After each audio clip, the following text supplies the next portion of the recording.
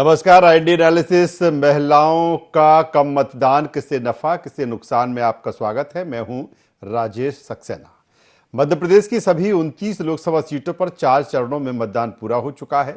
सभी लोकसभा सीटों पर नजर दौड़ाई जाए तो मतदान का प्रतिशत कम रहा है। महिला मतदाताओं का वोट प्रतिशत को देखा जाए तो इसमें लगभग 12% की कमी है। विधानसभा चुनाव में महिला वोटर्स ने बढ़ चढ़कर हिस्सा लिया था। उसका कारण था सरकार की लाडली बहना योजना। इसके चलते विधानसभा चुनाव में 10% महिला वोटर बढ़े थे। लोकसभा चुनाव की बात करें तो बीजेपी कांग्रेस के मैनिफेस्टो में महिलाओं के लिए कई संकल्प और वचन थे। कांग्रेस ने तो महिलाओं के लिए 5 गारंटी दे रखी थी, जिसमें महिलाओं को 1 लाख रुपए देने की भी गारंटी थी। माना जा रहा है कि महिलाओं की कम वोटिंग के नतीजों पर भले ही असर ना पड़े, मगर प्रत्याशियों की जीत हार के अंतर पर असर जरूर पड़ेगा। साथ ही ये भी माना जा रहा है कि जिन सीटों पर कांटे का मुकाबला है वहां भाजपा को नुकसान हो सकता है। विधानसभा चुनाव में महिलाओं की ज्यादा वोटिंग की वजह लाडली बहना स्कीम थी, लेकिन इस चुनाव में ऐसी कोई स्कीम महिलाओं को लुभा नहीं पाई।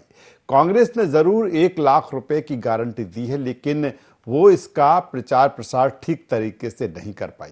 लोकसभा चुनाव में क्यों रही महिला मतदाताओं की बेरुखी, इसी पर आज विश्लेषण करेंगे, एनालिसिस करेंगे कि किस तरह से जो आधी आबादी की अगर हम बात करें तो आधी आबादी को साधने के लिए तमाम कोशिशें सभी तरफ से की गई हैं, चाहे वो भारतीय जनता पार्टी की बात करें या फिर हम कांग्रेस की बात करें। आखिर इसके बावजूद भी जो आधी आबादी है, जो महिला वोटर्स है, वो क्यों घरों से बाहर नहीं निकला और पोलिंग बूथ तक क्यों नहीं पहुंचा। और यही कारण है कि जो वोटिंग परसेंटेज महिलाओं का 2023 विधानसभा चुनाव में था वो लोकसभा चुनाव में देखने को नहीं मिला। आज इसी पर चर्चा करेंगे, बातचीत करेंगे। चर्चा शुरू करें उससे पहले अपने मेहमानों से आपका परिचय करा देते हैं, फिर चर्चा को आगे हम बढ़ाएंगे। 3 खास मेहमान इस चर्चा में हमारे साथ जुड़ रहे हैं। हमारे साथ में हैं रोशनी यादव जी, मुख्य प्रवक्ता मध्य प्रदेश कांग्रेस। स्वागत करूंगा रोशनी जी आपका।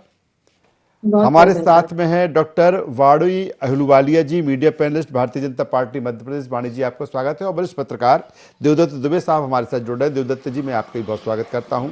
और सबसे पहले डॉक्टर वाणी अहलुवालिया जी के पास में आता हूं। वाणी जी, क्या लगता है आपको कि अगर हम महिलाओं की बात करें, आधी आबादी की बात करें, इसका फायदा आपको 2023 विधानसभा चुनाव के दरमियान मिला, लेकिन लोकसभा में जितना एक वोटिंग परसेंटेज महिलाओं का बढ़ना चाहिए था वो नहीं बढ़ा, और 1-2% नहीं, तकरीबन 10 से 12% की इसमें गिरावट आई है। किस रूप में से देखते हैं कि क्यों जो महिला वोटर है वो नहीं निकला, और जो लाडली बहना जो आपकी स्कीम रही है, क्या ये महिलाएं मानकर चली कि नहीं ठीक है, अब ये स्कीम का तो फायदा जो है मिल ही नहीं रहा है, अब हम क्यों बाहर निकलें? किस रूप में देखती है भारतीय जनता पार्टी से? सबसे पहले मैं IND 24 के दर्शकों को मेरी नमस्कार एक बार पुनः करती हूँ, और मेरे जो साथी पैनलिस्ट हैं उनको भी मेरी राम राम।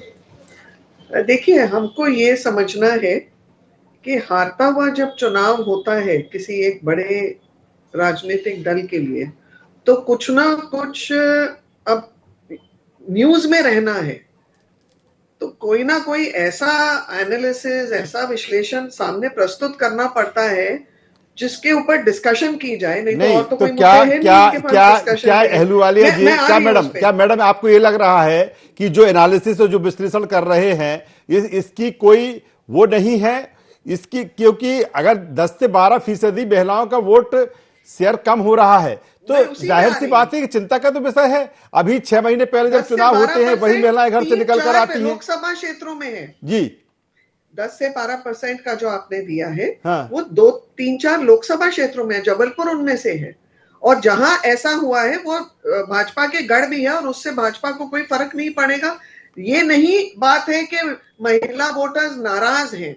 आप देखिए, महिला वोटर आज पूरे देश में 33 करोड़ महिलाओं के लगभग होंगी, और 2029 में 32% महिलाओं को चुनाव में टिकट के द्वारा लाया गया था। ये भी आप देखिए कि ये जो क्षेत्र है जहां पर आप इतना अंतर दिखा रहे हैं, वहां पर जो हम female to male voter sex ratio madam मैं क्या दिखा रहा हूं वो आंकड़े बता रहे हैं, वाणी जी वो आंकड़े बता रहे हैं मैं आप- 2024 मेरे लोकसभा को चुनाव बोल में कुल वोटिंग 66.87% है। पुरुष मतदाता जो है उसने 69.37% वोटिंग की और महिला मतदाताओं ने 64.24% वोट की है। यही तो अंतर बता वो रहे हैं हम आपको तीन वाणी जी। चार लोकसभा सीट्स में है, जिसमें सतना, रीवा, जबलपुर है। आप मैं तो उनकी भी उना बात इन ऑल करिए। बात कर रहा हूं वाणी जी। आप उनकी भी बात करिए, जी मैं रतलाम, इन ऑल बात कर बालाघाट, रहा हूं। मंडला, भिंड, मुरैना, आप उनकी भी बात करिए। करिए वहां ना, पर आप तो बताइए ना। विपरीत आपको मिला है। जी तो इसका मतलब ये थोड़ी होता है कि महिला वोटर नाराज है और मैंने एक नाराज क्षेत्र में नहीं खुश है। कहा। क्या क्या जो एक भारतीय जनता पार्टी हो चाहे कांग्रेस हो, जिस तरह से एक आकर्षण होना चाहिए था इस चुनाव को लेकर वो नहीं रहा। ये किसने कह दिया आपसे कि भारतीय जनता पार्टी से नाराज है वोटर? जो आकर्षण रहना था चुनाव में, जी वो पूरे पहले और दूसरे चरण में वोटिंग प्रतिशत कम हुआ, जी चाहे वो गर्मी के कारण हुआ हो, चाहे वो व्यक्तिगत कारण हो, खेती किसानी के कारण हो, शादी हो। तीसरे और चौथे चरण में वोटिंग परसेंटेज पूरा इंक्रीज हुआ, जिसमें महिला वोटर्स भी शामिल हैं। और इतना भी मैं आपको फिर बोल रही हूं कि आप जो एनालिसिस कर रहे हैं वोटिंग प्रतिशत का, आप उसमें देखिए मेल टू फीमेल रेशियो क्या है पहले। अगर वो कम भी हुआ है, वो ठीक है। इट इज ऑब्वियस कि अगर पूरा आंकड़ा कम होगा तो ऑब्वियसली मेल फीमेल रेशियो में फीमेल रेशियो भी कम होगा। वो तो ऐसे तो है नहीं कि अगर 5% मेल और फीमेल टोटल वोटर प्रतिशत कम हुआ है तो सिर्फ फीमेल का होगा, उसमें मेल नहीं होगा। और महिलाओं को आकर्षण नहीं रहा, ये तो गलत बात है। ये जो मुद्दा है इस चुनाव का, राष्ट्रीय मुद्दे हैं। मेरे और आपके छोटे छोटे व्यक्तिगत मुद्दे नहीं है, राष्ट्र हित के मुद्दे हैं। इस महान लोकतंत्र को आगे विकसित करने के मुद्दे हैं।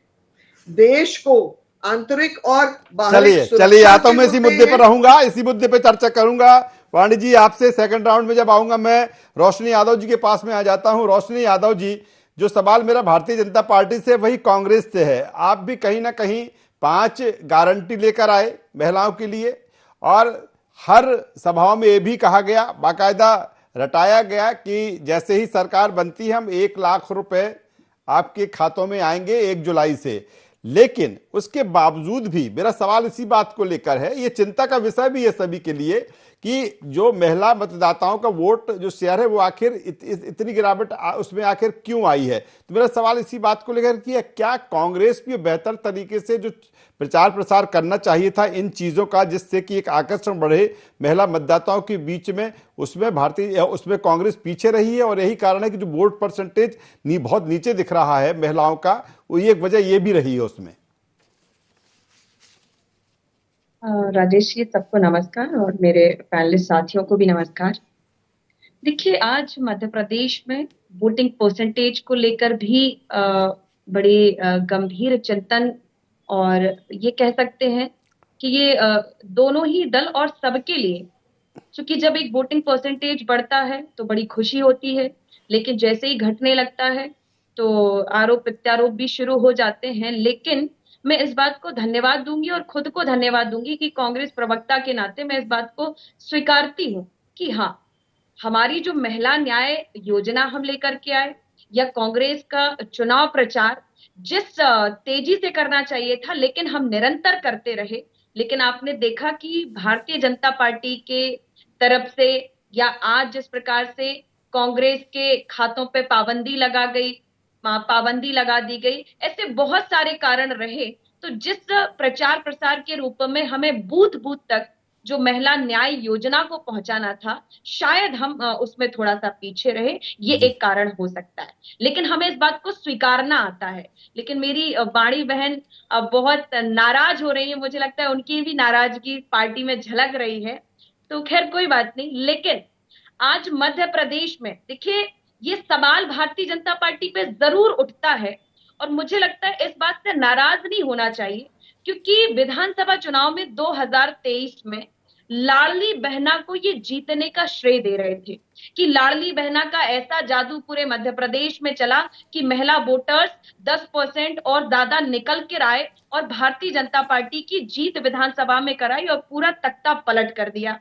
हम लोग भी बड़े आश्चर्यचकित थे कि ये रिजल्ट, चूंकि पूरी मीडिया और एक जो सी वोटर का सर्वे था उसमें कांग्रेस और बीजेपी की बराबर टक्कर थी और ये भी आसार नजर आ रहे थे कि कांग्रेस की सरकार बनेगी और ये बिल्कुल तय था। लेकिन लाडली बहना का एक अलग ही प्रभाव चला। तो मुझे लगता है इस बात को भारतीय जनता पार्टी को स्वीकारना चाहिए। इन्होंने विधानसभा में 1,000 रुपए देने का वादा किया, जीतने के बाद 3,000 रुपए देने का वादा किया। आज वो वादे इनके झूठे पाए गए। और हद तो तब होती है कि शिवराज जी जाते हैं पश्चिम बंगाल, वो कहते हैं कि 3,000 रुपए हम बहनों को देने जा रहे हैं, लेकिन मध्य प्रदेश में कहीं भी मुख्यमंत्री से लेके या किसी नेता से लेके कोई इस बात की चर्चा नहीं करता। आज देखिए, महिलाओं में सबसे ज्यादा प्रभावी या महिलाओं की जो दुर्दशा होती है, तो वो सबसे ज्यादा अगर उनको दिक्कत होती है तो जो महिला गृहिणी होती है, मैं ऑथेंटिक बात पे जा रही हूँ, जो महिला गृहिणी होती है उसको व्यवस्थित बनाना होता है, अपनी घर की व्यवस्था बनानी होती है, अपनी किचन की व्यवस्था बनानी होती है। और आज जिस तरीके से केंद्र सरकार, प्रदेश सरकार महंगाई पे, जो आप देखें कि हर महीने में महंगाई का दर रेट लगातार बढ़ रहा है लेकिन कम होने का नाम नहीं ले रहा। तो और उसी बहनों से, ये लाडली बहनों से 450 में सिलेंडर देने का भी वादा करते हैं। सावन के महीने में किया था और कहा था शिवराज जी ने कि भाई की राखी पे कलाई बांधी है, बहनों को 450 रुपए में सिलेंडर मिलेगा, लेकिन वो वादा भी झूठा। तो ये जो प्रभावशाली जो मुद्दे रहे, मुझे लगता है सबसे ज्यादा प्रभाव बनाया है महंगाई ने, क्योंकि दाल भाजी रोटी तेल पे जो लगातार जो घरेलू व्यवस्था देखती हैं गृहिणी बहनें, उन्हें आज दिखता है कि हमारी सुनवाई कोई नहीं कर रहा है, हमें सशक्त बनाने की बात नहीं कर रहे। लेकिन वही जो भारत जोड़ो न्याय यात्रा के तहत राहुल गांधी जी 4,000 किलोमीटर चले, और मैं धन्यवाद देती हूँ कि भारतीय जनता पार्टी ने कांग्रेस पार्टी जैसा, कांग्रेस पार्टी ने 1,000 का झुंझुना नहीं दिया भारतीय जनता पार्टी की तरह कि 1,000 लेके और जो है बहने लालच दे रहे हैं हम उसको आप वोट में तब्दील करें। कांग्रेस ने बाकायदा, हमने उनकी भावनाओं को समझा, उनके दर्द को महसूस किया कि जो बहनें पर्दे के पीछे जो गृहस्थी को संभालती हैं, घर का काम करती हैं, कोई जिनका खाता जोड़ा नहीं जाता, अगर उन बहनों को 8,500 रुपए दिए जाएंगे तो वो बहनें सशक्त होंगी, अपनी आवाज को बुलंद कर पाएंगी, अपने समाज में उनका चलिए आता सम्मान हूं बढ़ेगा रोशनी जी, सेकंड और राउंड एक में उनको आऊंगा। रोजगार मिलने का, इससे आगे के सवाल के साथ रोजगार मिलने रोशनी का जी मैं एक सेकंड मौका राउंड में मिलेगा आऊंगा। और 1,00,000 रुपए उनके वरिष्ठ खाते में पत्रकार देवदत्त पहुंचेंगे। दुबे राजेश साहब जी, मुझे हमारे आपकी साथ हैं। आवाज नहीं आ रही है। चलिए मैं रोशनी जी आता हूं, क्या- जब तक मैं टेक्निकल टीम से कहूंगा कि रोशनी जी को बेहतर संवाद हमारा उनसे हो सके, मैं देवदत्त दुबे साहब के पास में आता हूं। देवदत्त दुबे जी, जिस तरह से हम बात कर रहे हैं कि महिलाओं का जो कम मतदान हुआ है और इससे किसे नफा है या किसे नुकसान है, मैं पहली प्रतिक्रिया आपसे यही चाहता हूं कि जिस तरह से जो महिला मतदाता, एक 4 महीने 6 महीने पहले जब चुनाव होता है तो 10-12% उसमें ज्यादा वोटिंग होती है, लेकिन लोकसभा चुनाव में 10-12% महिलाओं की जो वोट शेयर है वो कम हो जाते हैं। इसको किस रूप में देखते, क्या वजह ऐसी रही होंगी कि जो महिला मतदाता निकलना चाहिए, पोलिंग बूथ तक पहुंचना चाहिए था, वो नहीं पहुंची? देखिए, पिछले कोई भी चुनाव देख रहे हैं आप, भाजपा नेताओं ने हमेशा दावा किया है कि महिलाओं ने हमें भरपूर समर्थन दिया है, महिलाओं के कारण हमारी जीत हो रही है। पिछली बार विधानसभा चुनाव के बाद ये भी कहा कि महिलाओं ने सारे रास्ते के कांटे निकाल दिए हैं। तो जो दावा करेगा कि हम महिलाओं के कारण जीत रहे हैं, तो जब वोटिंग परसेंटेज कम होगा तो स्वाभाविक है कि नुकसान उसी का होगा, क्योंकि उन्होंने खुद अपनी हर जीत के बाद कहा है कि महिलाएं हमें समर्थन दे रही हैं जी। बाकी ये होता है कि पार्षद के चुनाव में ज्यादा वोटिंग होती है क्योंकि प्रतिस्पर्धा होती है, हर घर से दोनों दलों के प्रत्याशी वोट निकालते हैं।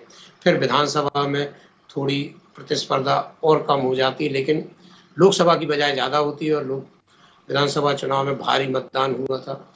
अभी जब लोकसभा का चुनाव हुआ तो उसमें वोटिंग परसेंटेज चारों चरण में कम मिलाकर 4% के करीब कम मतदान हुआ है।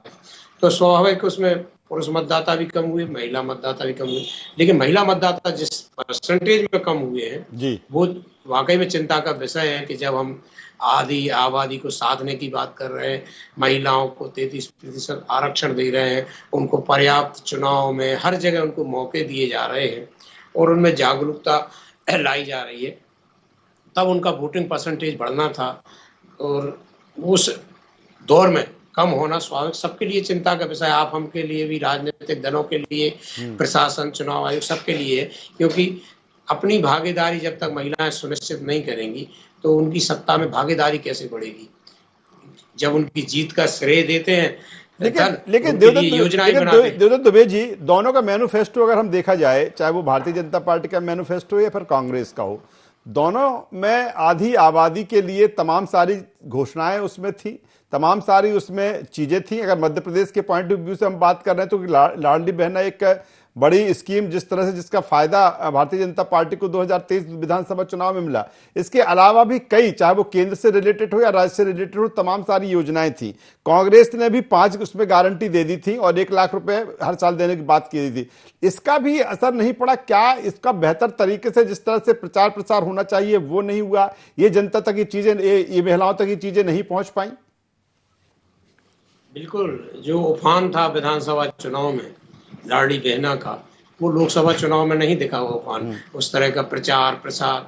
वो कांग्रेस भी 1 लाख रुपए की जो साल की देने की घोषणा केवल अपने उसमें वचन पत्र में या घोषणा पत्र में कह पाई, लेकिन वो उसको जिस तरीके से पहुंचाना था, मुझे कहीं ऐसा अलग से प्रचार नहीं दिखा कि महिलाओं के बीच वो बात पहुंचाई गई हो। क्योंकि जब ये होता तो महिलाएं तो बहुत सिंसियर होती है, वो मतदान केंद्र तक जाती, जैसे विधानसभा चुनाव में गई थी जब उनके खातों में राशि डल रही थी। तो ये तो फेल्यूर है ही दलों का कि वो उनको समझा नहीं पाए या घरों से निकाल नहीं पाए या उनको समझा नहीं पाए कि आपके फायदे के लिए इस चुनाव में वोट डालना कितना जरूरी। चलिए, बेहतर बात देवदत्त दुबे साहब आप कर रहे हैं। एक बार फिर डॉक्टर वाणी अहलूवालिया जी के पास में आता हूं। वाणी जी, जवाब दे दीजिए। रोशनी यादव जी जब कुछ कह रही थी, आप कुछ कहना चाह रही थी, देखिए, फिर मेरा सवाल रहेगा। 1,29,00,000 महिलाओं को लाडली लक्ष्मी की योजना के अंतर्गत लाभ मिल रहा है और 85 लाख महिलाओं, उनसे अधिक महिलाओं को जो ये गैस का कनेक्शन होता है प्रधानमंत्री उज्ज्वला योजना के अंतर्गत, वो प्राप्त हो रहा है। इसके अलावा जो 33% आरक्षण की योजना लॉन्च की है वो महिलाओं के लिए ही है। हम महिलाओं का जो भागीदारी देखते हैं सामाजिक मूल्यों में, जैसे हम डिस्ट्रिक्ट कोर्ट्स में देखते हैं 36% पार्टिसिपेशन है, 36% महिलाएं हैं वहां पे। तो कोई ये नकार नहीं सकता है कि मोदी सरकार में ये पहल हुई है और ये पहल बहुत शक्तिकरण इस पहल का होगा आने वाले वर्षों में, जिसमें महिलाओं को और हिस्सेदारी और भागीदारी और नेतृत्व करने का भी मौका मिलेगा। और रही बात कि महिलाओं की उनको इतना उत्सुकता नहीं थी वोट देने में, मैं नहीं मानती कि बहुत बड़ा ये एक कारण है और इससे भारतीय जनता पार्टी को चिंतित होना पड़ेगा। 2029 में 0.8% का अंतर था महिलाओं और पुरुषों के वोट में जी। और इस इलेक्शन में भी ये समीकरण, ये जो हम वोटिंग एनालिसिस करते हैं परसेंटेज जेंडर बेस्ड, उसमें भी बहुत अंतर है। बालाघाट से लेकर जबलपुर तक, रीवा से लेकर भोपाल तक, हम कहीं 1 या 2 केंद्रों में जहां पर वोटिंग परसेंटेज अधिक कम थी, हम उसमें विश्लेषण करेंगे तो मुझे लगता है ये बायस होगा।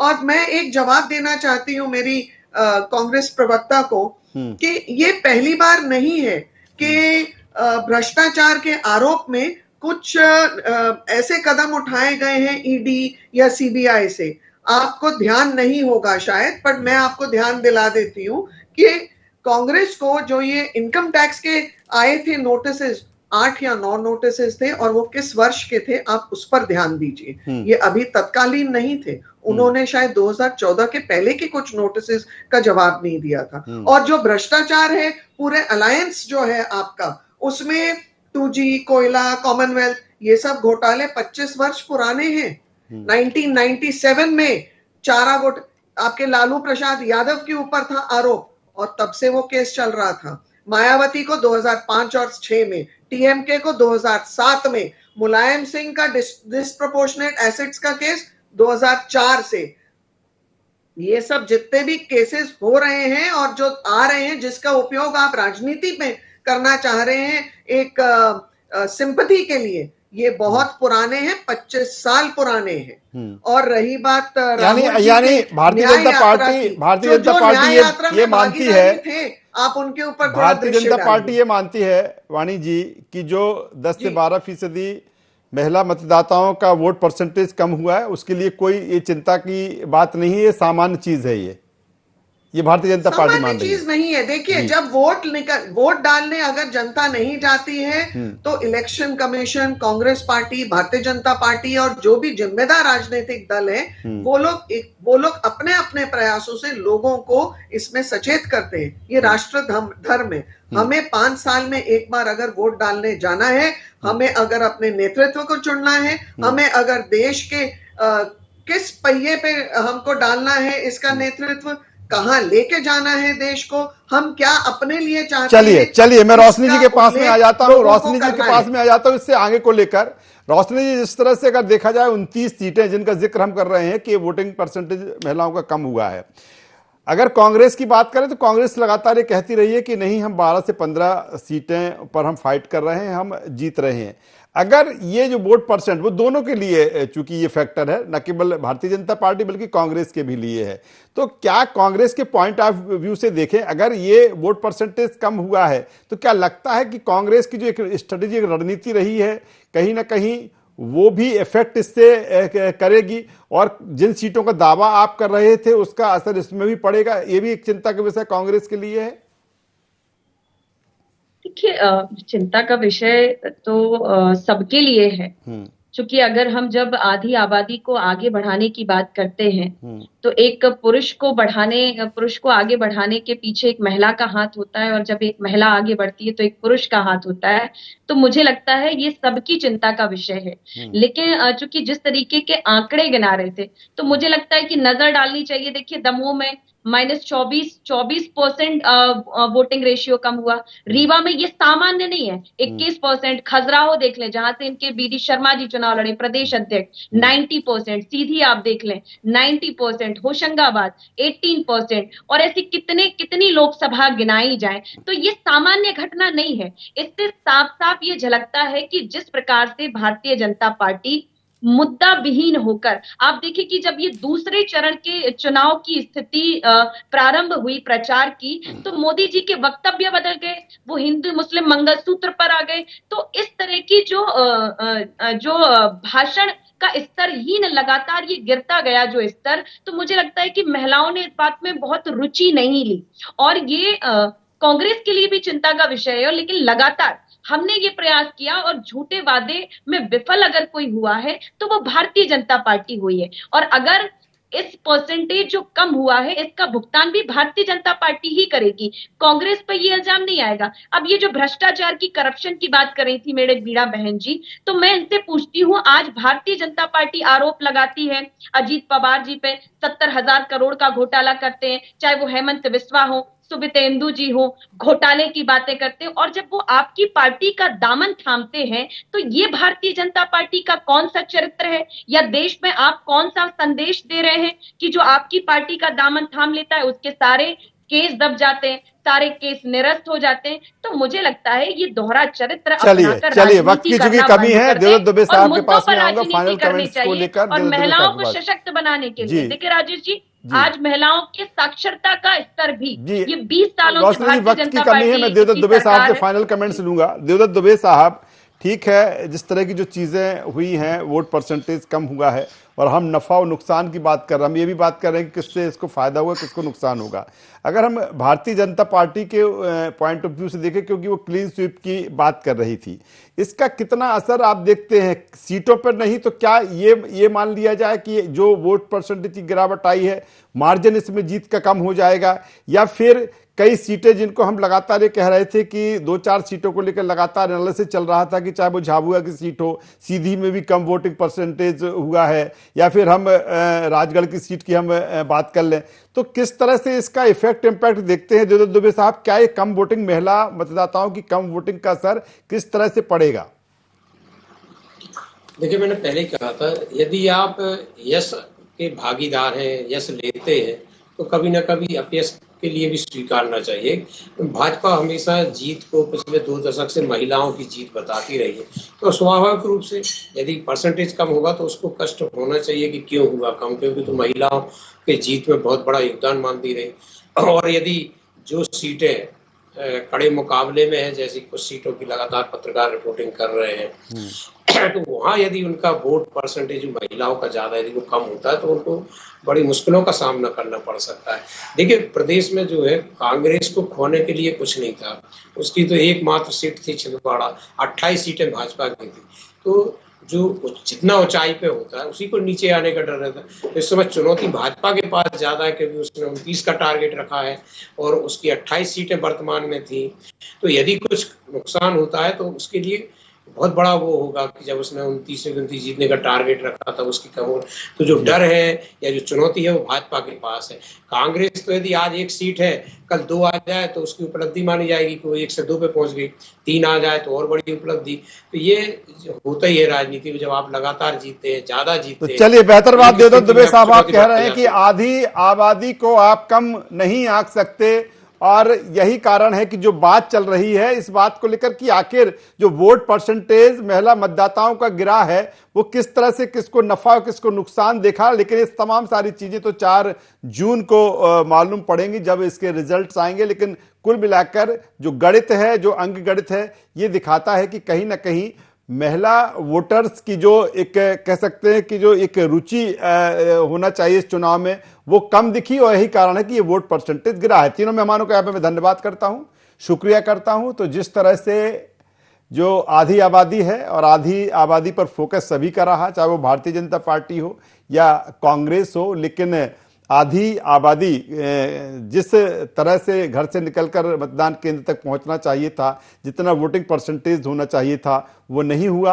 और इसीलिए हम इस पर चर्चा कर रहे हैं, इस पर हम एनालिसिस कर रहे हैं कि आखिर कौन सी ऐसे वजह रही हैं। ये भी कहा जा रहा है कि शादी विवाह का सीजन भी था और तमाम सारी चीज़ें थी, गर्मी भी थी, ये भी कारण रहा है। लेकिन कुल मिलाकर 2023 विधानसभा चुनाव के मुकाबले 24 लोकसभा में महिला मतदाताओं का वोट परसेंटेज कम रहा है। IND एनालिसिस में बस इतना ही। IND 24 पर खबरों का सिलसिला लगातार जारी है, बने रहिए हमारे साथ। नमस्कार।